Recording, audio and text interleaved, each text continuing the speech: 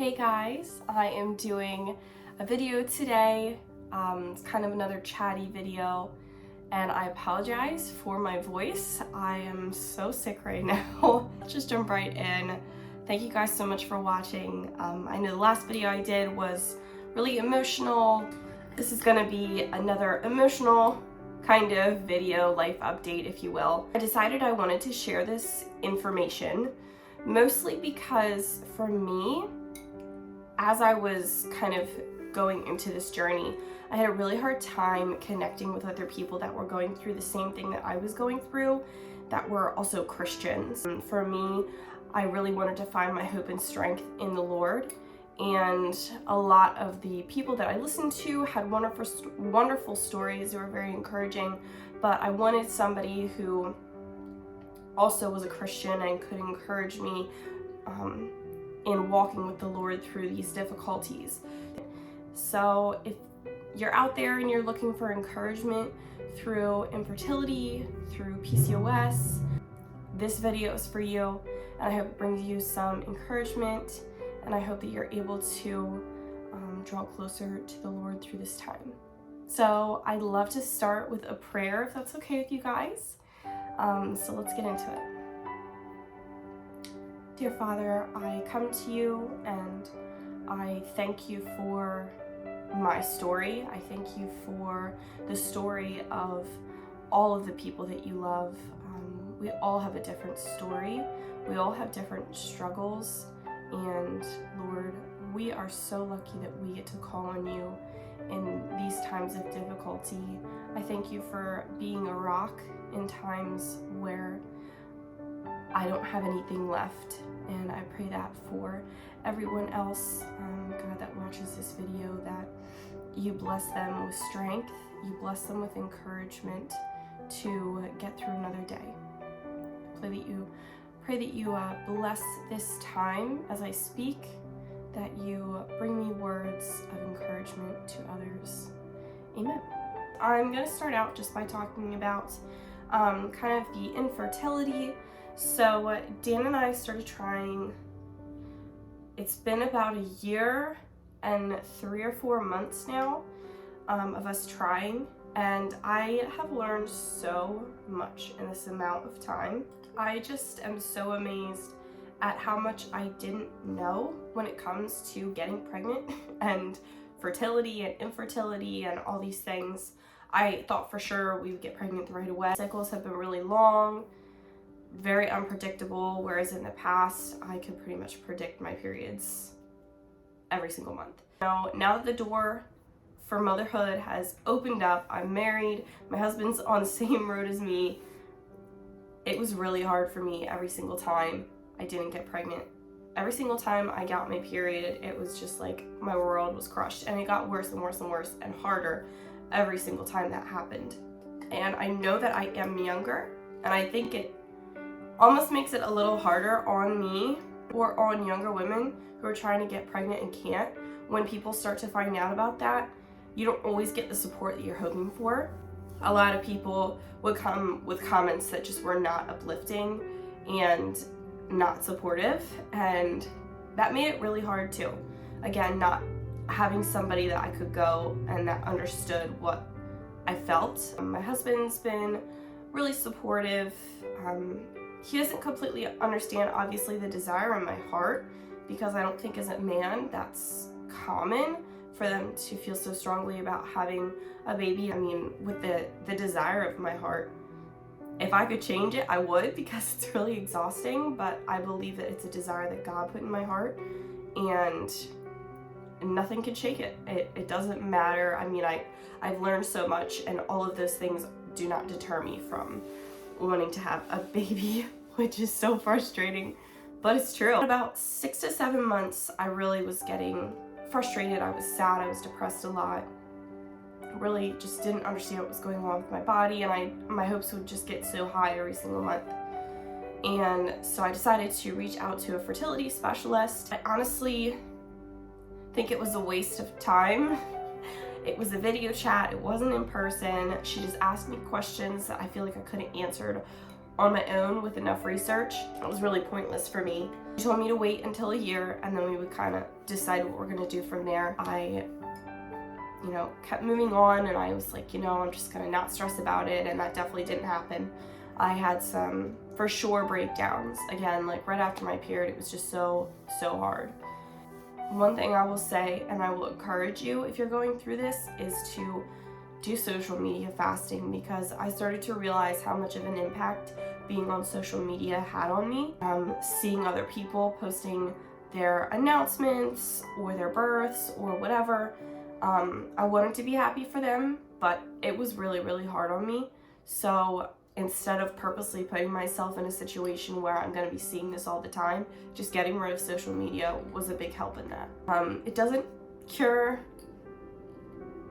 the hardships. It doesn't cure seeing that and being sad. I mean, I go to the grocery store, I watch a movie, like it doesn't matter if I see a mom and a baby, like it makes me sad. Taking away some of those things can be a good thing, not putting yourself in a situation where you're going to be upset. Once I hit a year, I decided to start looking into midwife centers. Decided that I didn't want to go to an OBGYN up front, and if I'm gonna kind of start this journey out with the infertility side of things, I want to go right to a midwife off the bat so I don't have to be swapping around and trying to find different people, because I already have a hard time trusting people, especially when it comes to doctors. So that's what I did. I found a great center. The women are so wonderful. I had my first appointment, it went really well. I did blood work, which that I want a baby so bad if I'm putting myself through medical procedures. I will just say that right now. I know that it will be worth it in the end. So we did the blood work. It came back, everything was pretty good. My insulin wasn't out of range, but it was higher than it should be. And they were waiting on the testosterone levels. And so I got a call, they got the testosterone levels back, and they were way elevated. I ultimately got the diagnosis of PCOS. If you don't know what PCOS is, I'll kind of explain it a little bit. Polycystic ovarian syndrome. I honestly haven't known anything about it up until this point, until being diagnosed. And now that I've been learning about it, things are starting to make more sense to me about my own body. So it's been really nice to have answers. It's pretty much a hormonal imbalance. And I'm not going to get into all the details because it is a little hard to explain, but if you're interested in looking that up, I would really encourage you, because I had never heard of it before. I was convinced I had endometriosis, so obviously that was not the case. So with PCOS, again, it's like a hormonal imbalance, which my testosterone levels are higher than they should be, which ultimately has something to do with my insulin, and therefore I'm not ovulating. So I think that possibly I'm still ovulating, maybe not every month, and maybe not at a time that I'm aware of. Now it's just more a matter of getting me back on track, getting my cycles closer together. As I did mention, I was having the long cycles. The symptoms of PCOS are more hair in random places, which I do have extremely hairy legs, so that kind of makes sense. Anger and agitation can be a symptom, which is something else that I really struggle with, and it's starting to come more to light to me. Long cycle periods, infertility, cysts on the ovaries, obesity, and there are plenty of other things. I encourage you to look that up if any of those things sound like something that you're struggling with. They wanted to get me on a plan, so things are really moving pretty quickly. I don't want to be dependent on medications, so with PCOS, it's going to be more of a lifestyle change, a dietary change, cutting out carbs, things like that. So again, I'm not excited about that. If you don't treat your PCOS, it can cause health problems later on. But I have answers now, and that's really what I wanted. Back to the plan and the medication. I'm going to be starting a medication called metformin, which is also used for people with diabetes, and hopefully that will start to decrease my testosterone levels. I'm thinking that's not going to be a lifetime thing. I'm not 100% sure. So I'll give you guys some more answers on that once I learn more about it. And then she also talked about putting me on an ovulation inducer. I think it's called letrozole, and I've done some research on that, and I know that the side effects of both of these medications can be pretty intense. So again, not something I'm super excited about, but the letrozole you only take for 5 days out of the month, and that pretty much makes you ovulate. So all this being said, I mean, there's a lot of information that Dan and I have been processing, and I'm at the point where I'm just so ready and I'm so willing to try whatever, but I have to make sure that I'm cautious and I'm doing my research. And the ladies at the Midwife Center are really good at giving me that information. So I have another appointment at the end of the month. She's going to be going over the information with me.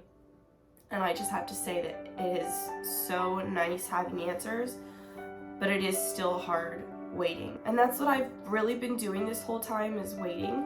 And here's where I want to encourage anybody going through this, or any kind of point in your life where you're waiting for the next thing, or you're excited for the next thing. Living in the moment and not just always wishing yourself ahead is so important. I started losing sight of here and now. I stopped enjoying where I was at because I was so focused on the future. And you can do that with anything. I mean, you can wish yourself out of school, you can wish yourself into a marriage, into a relationship, into driving, into whatever that next step is in your life. It's so easy to focus on the next thing. And I would say that's something that this time has really taught me. And it's also taught me that I have no control. As much as I think that I have control over things in my life, I have no control.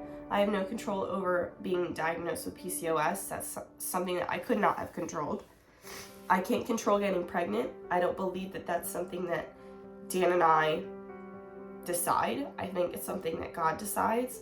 And being forced into a situation where I want something so bad and I can't have it, and it's not my decision when, has been really hard. And I think you can go two ways. You can be angry at God, you can question God and be frustrated with him, or you can lead harder into him. And I feel like that's what I've really done in this time. It's not always easy, but I know that he has what's best for me in store. I will say that I've never drawn closer to God than in this time. Praising God in times of hardship has been what has got me through. Praying for his desire to be in my heart, to serve others and to not focus on myself. I would just encourage you in any hardship to lean into God. I know that it's hard, but the strength that he will provide you is like nothing you've ever felt. And like I've said before, I could not be getting through without him. I've turned to him for so much, and I've struggled with the thoughts of, am I just not going to get pregnant? Am I just not going to have a baby? And how am I going to deal with that if it doesn't happen? That was a really hard reality to swallow, because personally I would love to go through pregnancy and birth and postpartum and all those things. I want to go through those things, and for that to be taken away from me makes me really upset and sad and scared that I won't get to. But I just prayed, God, give me a peace. If that doesn't happen for me, that doesn't have to be the end. I can still be a mom. I could do adoption. I can find another way. That was hard, and I still struggle with that thought. But if that's what God has for me, then that's what it is. And I'm gonna love my baby, whether it's my own or whether it's an adoption. It's not always easy, and you're not always gonna get when you want it. It's hard, but I know that his plans for that. I can come back to those thoughts because how faithful he's been to me in the past. This isn't the first time that I've had a struggle and I've leaned on God and he's brought me through. Going through other things has created a relationship and a bond where I know that he is not going to let me down. So I hope that this story has brought you some hope. It's brought you some encouragement. Whether you're going through what I'm going through or you have your own struggle right now, I just pray that you seek God in your times of brokenness because He loves you and He wants to be there for you and He wants to make you strong. He doesn't want to see you fall. He doesn't want to see you sad. He wants to fulfill the desires of your heart. So thank you so much, guys, for watching, and I will see you in my next one.